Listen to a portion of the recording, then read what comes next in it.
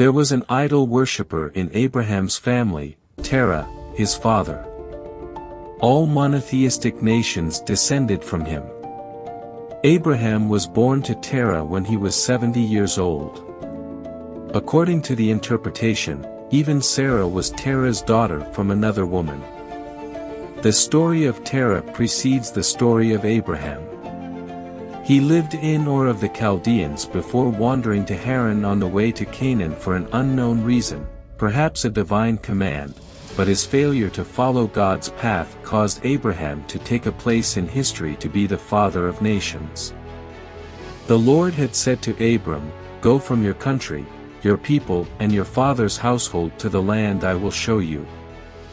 Genesis 12 verse 1.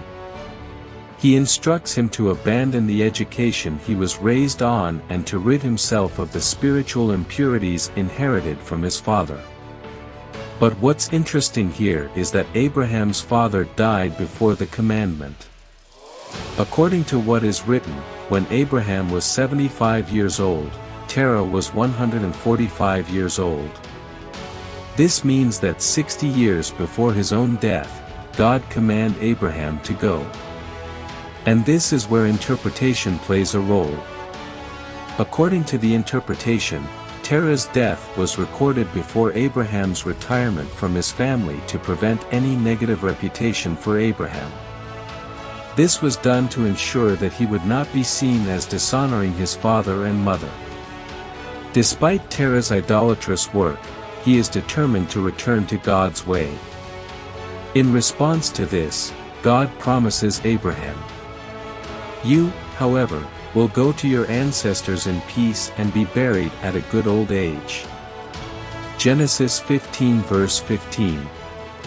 The good son saves his father from hell like Abraham saves Terah by helping him to return to God's way. The story of Terah actually begins with a comparison to Noah. Both of them have a double role. They close one list of ancestors and open a new list from their history. Noah was a righteous man, blameless among the people of his time, and he walked faithfully with God. Noah had 3 sons, Shem, Ham and Japheth. Genesis 6 verses 9 to 10. Like Noah, Terah holds the distinction of being both the last father in the history of Shem and the first father in the history of Terah. After Terah had lived 70 years, he became the father of Abram, Nahor and Haran. Terah became the father of Abram, Nahor and Haran. And Haran became the father of Lot. Genesis 11 verses 26 to 27. It is easy to understand why the Bible places Noah in a position of great importance. He symbolizes the end of the first men's history with the flood, and he also signifies the beginning of a new world through his own story. However, it is challenging to comprehend why Terah is placed in such a significant position. It appears that all the significant male figures in Genesis have a genealogy list, including Adam, Noah, Noah's sons, Leshem, Terah, Ishmael, Isaac, Esau, and Jacob. And indeed, Abraham, the father of many nations, does have his own history.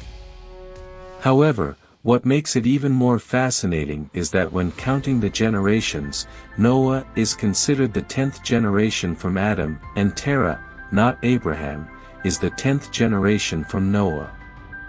The Bible places great importance on Terah, who is considered the biological father, but not the spiritual father, of Israel's lineage. Through his descendants, male and female components necessary for the assembly of the nation are established. Abraham, being the first son of Terah, plays a significant role in this lineage. According to the interpretation, Sarah is also a descendant of Terah. This is evident from Abraham's claim in the years of Abimelech. Besides, she really is my sister, the daughter of my father though not of my mother, and she became my wife. Genesis 20 verse 12. According to Abraham, Sarah is his half-sister and the daughter of Terah. Terah's significance to the Israelite dynasty also extends through his second son, Nahor. Rebekah is the granddaughter of Nahor son of Terah, and Rachel and Leah are his great-granddaughters. Haran, Terah's third son, also holds significance in the Israelite dynasty. Haran's contribution to the establishment of Israel is revealed in the book of Genesis. He was the father of Lot. From him and his daughters came Moab, that his lineage years later would give birth to King David. The scroll of Ruth, which highlights the significant contribution of Ruth the Moabite to the establishment of the royal family in Israel, is written in a language that is rarely seen outside the book of Genesis. It begins with the powerful phrase, "These are histories." It is interesting to note that Moab, as a descendant of Lot son of Haran, connects Haran son of Terah to the royal family of the house of David. This means that Terah, in a sense, can be considered one of the fathers of nations through each of his 3 sons. The Lord had said to Abram, "Go from your country." Genesis 12 verse 1. If we delve deeper into the verses, we will discover even more surprising insights into the importance of Terah. Contrary to what we know, Abraham's famous journey to the land of Canaan was preceded by another, less famous journey led by Terah. Terah took his son Abram, his grandson Lot son of Haran, and his daughter-in-law Sarai, the wife of his son Abram, and together they set out from Ur of the Chaldeans to go to Canaan. But when they came to Haran, they settled there.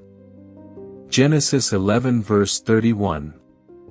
The Bible does not provide many details about why Terah journeyed to the land of Canaan. It leaves open the possibility that it could have been due to divine revelation, spiritual intuition, political or religious persecution, or financial circumstances. In any case, the Bible's numerous similarities make it clear that Abraham's journey is a continuation of his father's journey. The connection between the 2 journeys is emphasized by the same linguistic pattern in which they are designed, and it is emphasized by the mysterious words that are described at the end of Abraham's journey. And they set out for the land of Canaan, and they arrived there. Genesis 12 verse 5. And this is what was written about Terah's journey. They set out from Ur of the Chaldeans to go to Canaan. But when they came to Haran, they settled there. Genesis 11 verse 31. In other words, Abraham's journey is portrayed as a successful continuation of Terah's failed journey. But why did Terah's journey fail? It wasn't due to his death. We know this because Abraham left him 60 years before his death. When Terah comes out of Ur of the Chaldeans, he only takes the members of his family. However, when Abraham leaves Haran, he takes not only his family but also their property. And why is it important to know? The meaning is that they left without any possessions and he stopped in Haran because he found wealth there for him and his family. He took his wife Sarai, his nephew Lot, all the possessions they had accumulated and the people they had acquired in Haran, and they set out for the land of Canaan, and they arrived there. Genesis 12 verse 5. In other words, Terah family, who left the Chaldeans with nothing, acquired great wealth in Haran, which hindered their journey to Canaan. However, at this point, God intervenes and promises Abraham a great and wonderful future. God asks Abraham to leave Terah's family behind in Haran and continue the journey to Canaan. Even though it is not explicitly stated, Terah's prominent position in history, as well as being the initiator of the journey to Canaan, leads us to believe that he was destined to play a significant role in the divine plan from the very beginning. Could it be possible that the Bible implies that Terah's failure, resulting from his attachment to Haran, pushed him to the margins of the story, and this in the end paved the way for Abraham's success? We hope you learned something new today. If you did, give this video a like and share it with your friends. And don't forget to subscribe to our channel for more informative and entertaining content. See you next time.